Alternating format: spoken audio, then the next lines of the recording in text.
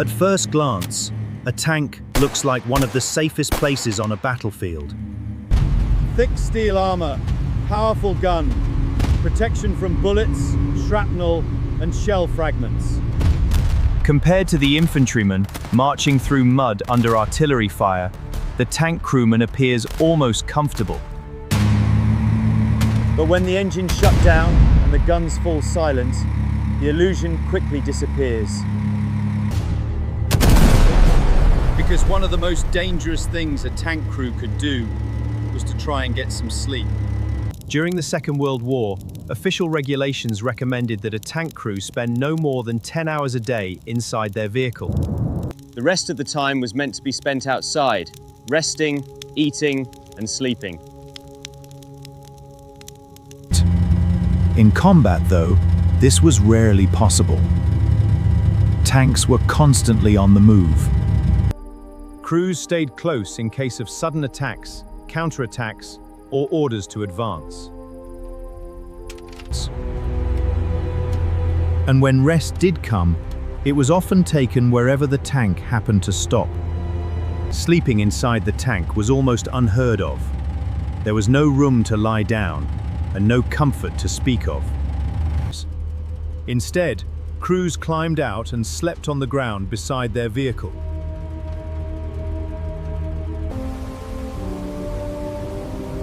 Some stretched a tarpaulin from the hull to make a crude shelter.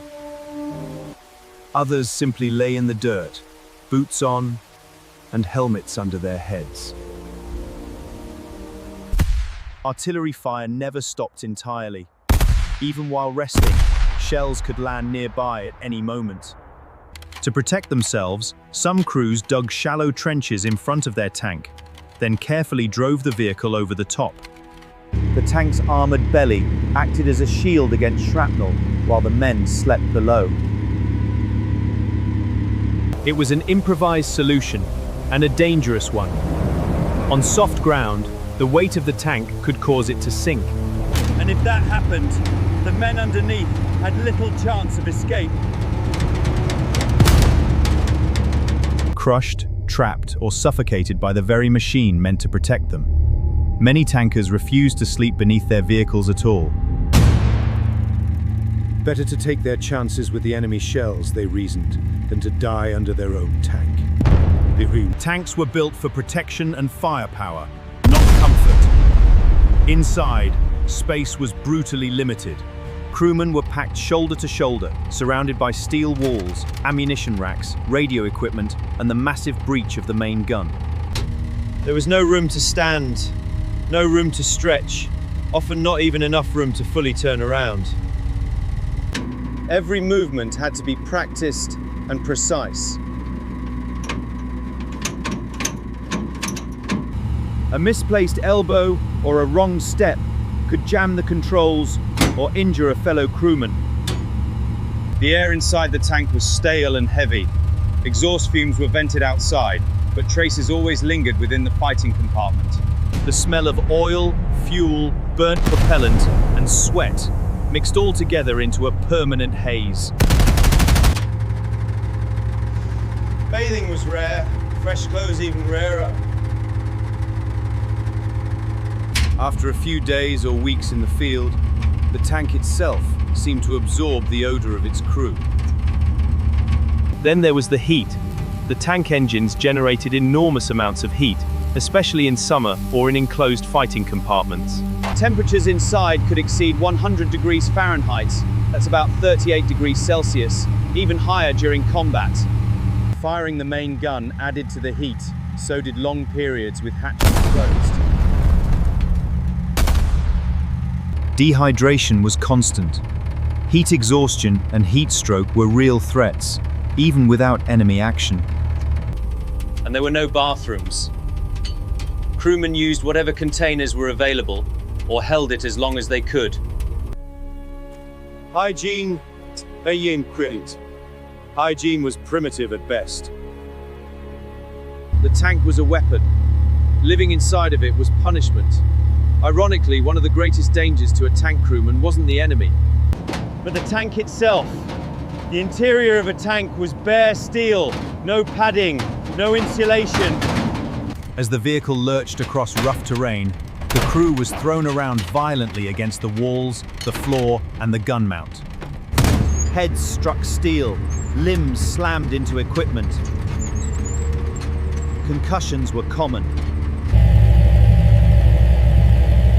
To reduce injuries, most armies issued specialized tanker helmets.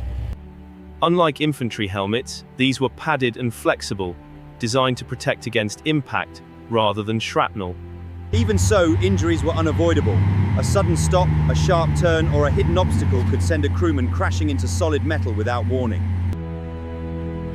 Every movement inside a tank carried risk, even when no one was shooting. Despite their size and power, tanks were surprisingly blind. Vision was limited to narrow slits and periscopes. Dust, mud, and debris kicked up by the tracks often coated these viewing ports, reducing visibility even further. In a column of advancing tanks, those in the rear were frequently blinded by dust alone. To compensate, commanders sometimes opened their hatches and leaned out to get a better view. Drivers followed shouted instructions or hand signals. In non-combat situations, this was common. In combat, it was deadly. An exposed head was an easy target for snipers, machine guns, and shell fragments. Still, many commanders took the risk. Seeing the battlefield was often worth the danger.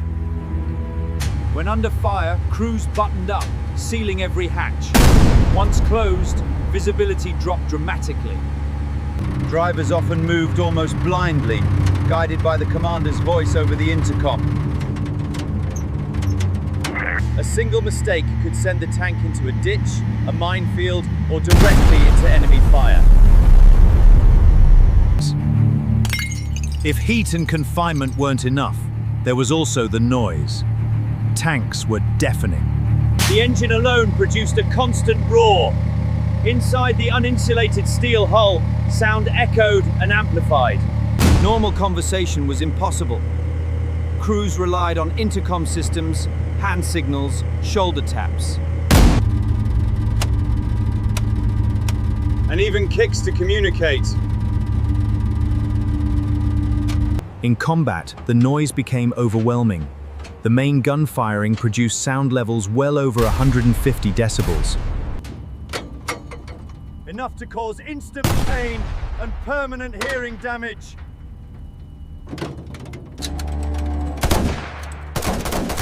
Machine guns were little better, firing in long, sustained bursts. Nearby artillery explosions rattled the hull and hammered the crew with shockwaves.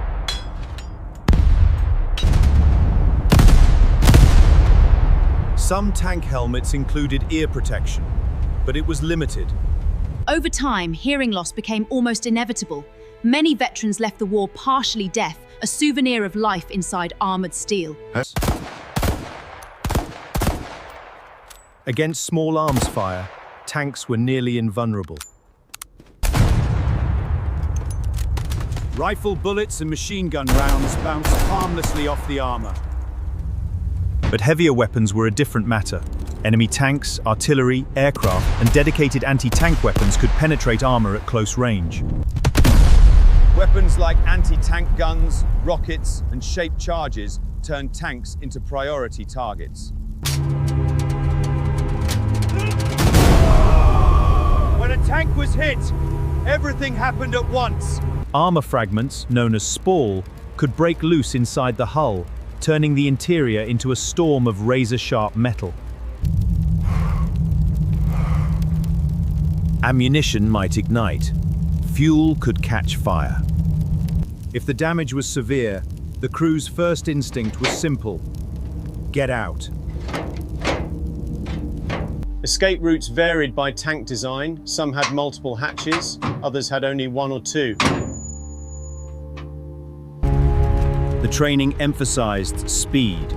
Crews practiced evacuating again and again, knowing that vital seconds could mean the difference between survival and death.